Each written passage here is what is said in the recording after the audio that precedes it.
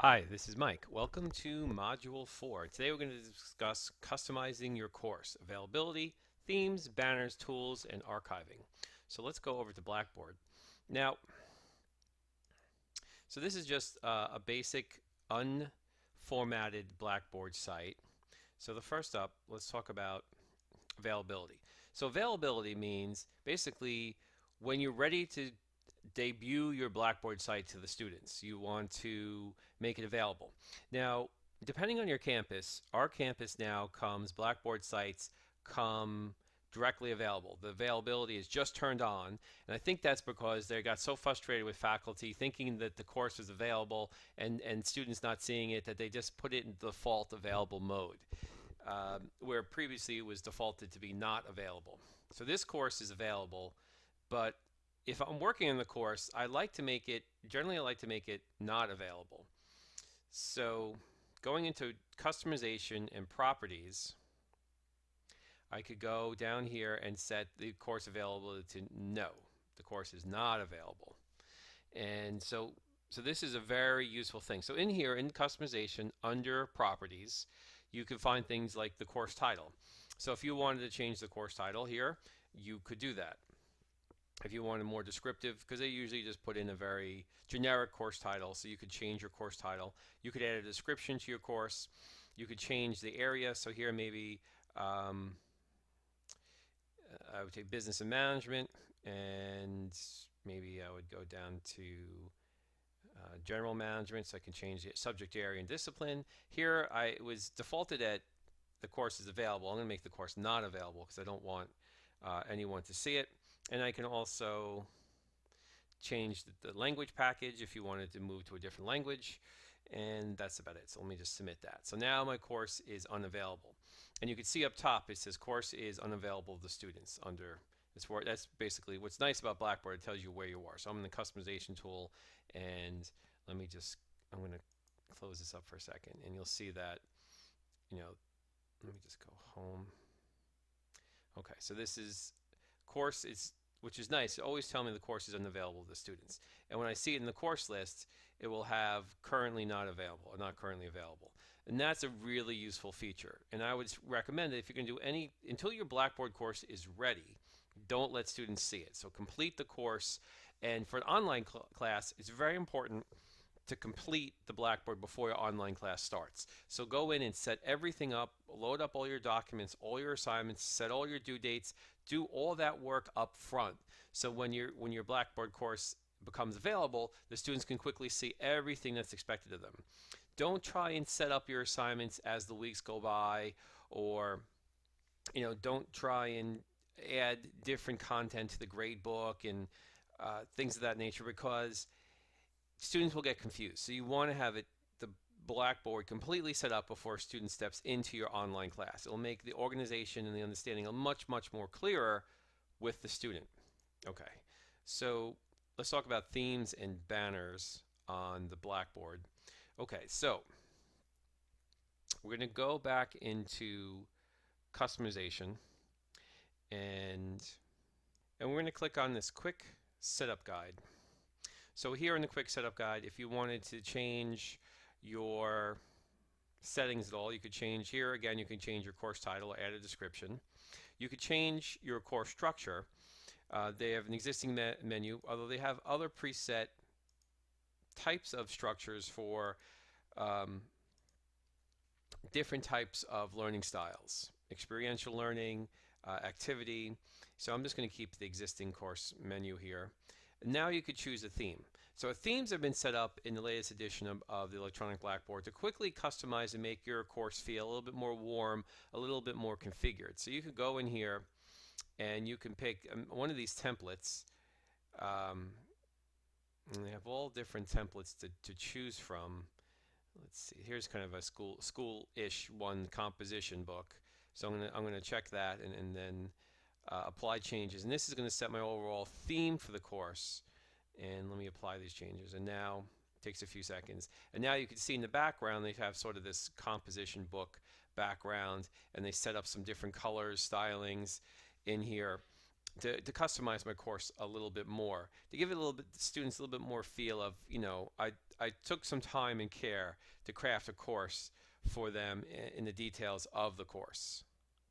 To further customize, you can go into teaching style. Now here you're going to have some similar options we talked about before. We could choose a a different focus for the course, and so there's activity where you can kind of see different options that could appear on your menu path on these predetermined structures. So I'm just going to use my existing menu, but they do sort of have these different elements that you can play around with when configuring your course. Now the entry point for our campus, we defaulted to announcements, but if you want to change where your course defaults, maybe you want to set it to announcements or any other area, homepage, this just basically means that if you change this, when the student enters your course, this is where they're going to land first. And you could set it to homepage, announcements, maybe you want to set it to assignments. It's wherever you think is the best place for students to first see when they come into the course. They can always click on a different menu button and go somewhere else, but this is where you can change or set the entry point. Here are the themes that we had talked about. This is another area where you can access the themes. So if you're going into teaching style, you can also change the themes in here. So if I didn't like my composition theme that I had set, maybe I'm going to go to pizzazz. Make that the theme. Okay, so I can easily change that. Now, I could also customize the menu. So you see here how if I go up top, my menu is kind of plain, and sometimes I like to have buttons on the menu, so I may actually switch to a button type and look at the button library and choose a different color. Maybe I would want more of an orange on that. So there's all sorts of colors you can choose from, and maybe I would want them more rounded ends and on my menu type, and I'll pick like a different orange to be a rounded type of menu button, so I could actually style the buttons. Let's see. I could set a banner, so I could add a banner to the course. So I could browse my computer for an image, and I can set up a banner. I'm not going to add a banner to this course, but I'm going to show you a course where I did add a banner to. So I'm just going to submit this, and what I'm going to get is a more stylific, as I would call it. So here it tells me the pizzazz theme has been applied. And this could always be, I can always change the theme, put a new theme. There's a little color decoration down here.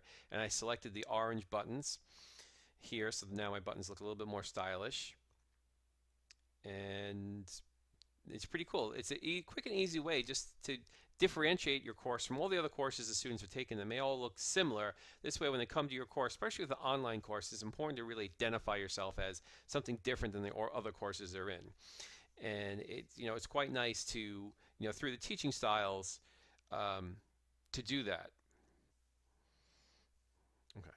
Now, depending on your campus permissions and such, under customization, there is also a couple other things to talk about. I mean, we talked about the teaching styles. That is pretty cool. We could also talk about tool availability. So you can go in and turn on and turn off certain tools. For example, if you don't want the students to be able to email each other, you can turn off the email so they can't use that tool. So under students, when students click on their tools on menu, they have a lot of options of different tools that they can use. Some of them you may not want the students to use, or some of them you may want the students to use, and you can turn them on and off in this area, which is pretty convenient. Guest and observer access. So here you can set if you want to allow guests or observers in your course. Sometimes some campuses may restrict the ability for people to become guests or observers in your course if they're not associated with the course. And of course, we talked about the properties of the course already, and that's still available. A quick setup guide. That is if you wanted to set something up real quick on your course. But I always recommend you go into the teaching style because that's where you can get a more detailed control. So on the tools button here, you can see all these tools are currently available, and you may want to narrow down some of these tools here that you don't want the students to see, and you can kind of hide those links. Now let me take you to a course where I do have a banner set up. I had a banner set up for my strategy course. So at the top of the course, actually, I guess not that semester. Let's see. In the previous semesters, I believe I had that set up. Nope. Okay, so here's a course where I set up a banner and I use the Dilbert cartoon as my banner. So be careful, when you set a banner up, it's going to take up a lot of real estate on your page. So in this particular banner was a rather large image of, I guess, a Sunday edition of a Dilbert, and it took up a good amount of space. So I later went and changed it to just a weekly 3-panel Dilbert, so it'll only take up this top real estate here. So that's what you have to be careful of. When you use a banner, it's going to push down your announcements or anything else that you have on your opening page. And the banner will the thing about the banner is it's only going to be coming in on that first page when they land. So when you go to when students go to assignments or a different area, that banner will disappear. So it could be a distraction, but again, it's another tool you could use if you wanted to give your course a little, just a little extra to separate it from the other courses the students are taking. So that is something you can experiment with. Now here's a different online course where I have a much smaller banner installed, and this is just the name of the textbook and the textbook author. And this actually was installed with a course cartridge. So I applied a course cartridge, and the banner was automatically added to my Blackboard, which I kept because it gave it a little bit different style, made it a little nice. And I also made the buttons purple to coordinate a little bit with the colors up here. So again, just some examples. So let's go back to our internship course. Now, here again, I want to talk about another tool area in the tools section, the control panel. So I want to go to talk about archiving the class. So that's, one of the things we're going to talk about today is, under tools, the archiving. So if you have a course that you may only teach once every couple of years, and there's a possibility that your campus may actually delete the course from you. So you don't really have a lot of control of how long they're going to display these courses that you've set up. Because if the course is there, you can copy it over to a future semester. However, if too much of a time gap develops between when you teach the course the next time, your campus may actually delete old courses and make space for newer ones. So in this case, you may actually want to archive your materials from your course to save them. Okay, so here we want to go to Packages and Utilities, and under they're going to have a button called Export Archive Courses. So we can click on that, and we're going to create. We want to create an export. Actually, we want to archive the course. So we click on Archive, and it'll give us some options. Include the grade center history.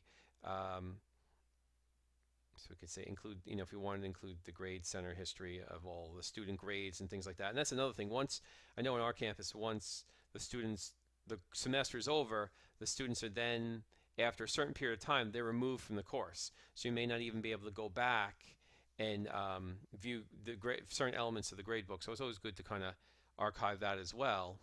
So you can click on that and then submit.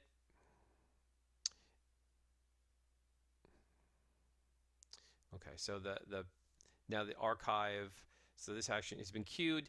An email will be sent and tell me when it's done processing. So then when it's done processing, let me see if I got my email. Okay, I received the email and I clicked refresh, and that basically popped up my archive file. And it's a zip file, so when I download, I can click on this and it will download the file. So I click on this and it'll create an archive file, which is a zip file. So you'll need a WinZip to open it up later. But once you open up that file, you'll have all your course documents, everything in there, and you can use that archive later at a later point to reestablish your course. So it's sort of like you're a little bit more control of your own course copy. So I would really recommend, anybody who has finished a course and the course is done, the grade is posted, and the last day of the class is done, now, to archive your course, sort of a way to back them up. Now your course doesn't disappear. The course is still here and everything's still available. So even if you archive the course in the middle of a semester, it wouldn't just close the course down. It basically just creates a backup of the course that you have all your files and all your inputs in that you could utilize at a later date. So it's a very handy tool to make sure you back up the contents of your course. Okay, so that is it for today's module, and today we talked about customizing your course, the availability of your course, themes and banners for your course, and of course archiving your course. So these are all useful topics. I'll see you next time on the next module, which is coming up soon. Take care.